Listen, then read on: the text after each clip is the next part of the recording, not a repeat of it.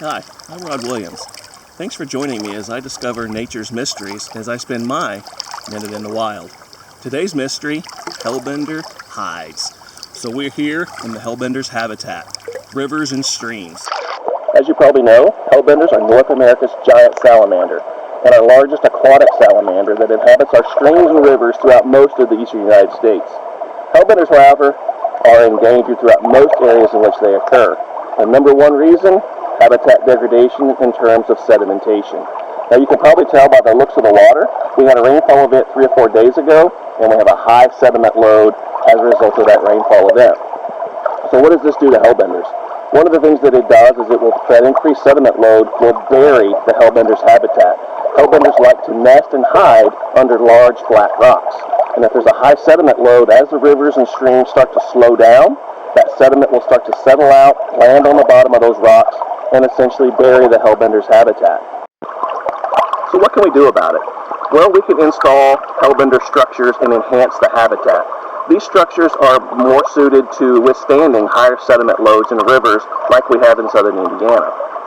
But they're not immune to sedimentation, and you need to go out periodically and check those structures to make sure that they're not full of sediment, silt, sand, and gravel, so that they're then unusable to our Hellbenders. So we're going to go underwater here in just a minute. We're going to take a look at one of our underwater Hellbender hides.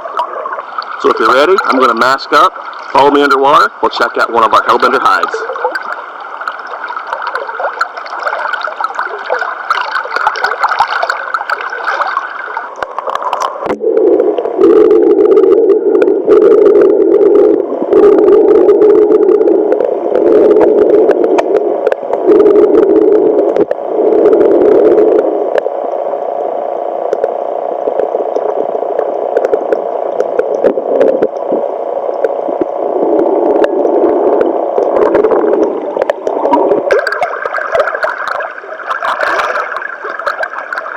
So you can probably see from the footage, even 4 days after the rainfall event, the water's still pretty murky.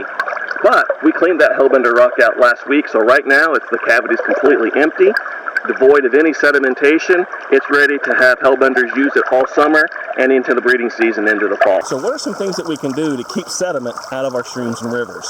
Well, there are a couple of conservation practices that you can employ up on the uplands. First, cover crops. Second, things like riparian buffer strips. Both of those practices help keep the soil stable in the uplands where it's needed and out of our streams and rivers. So until next time, get outside and try to discover nature's mysteries during your Minute in the Wild.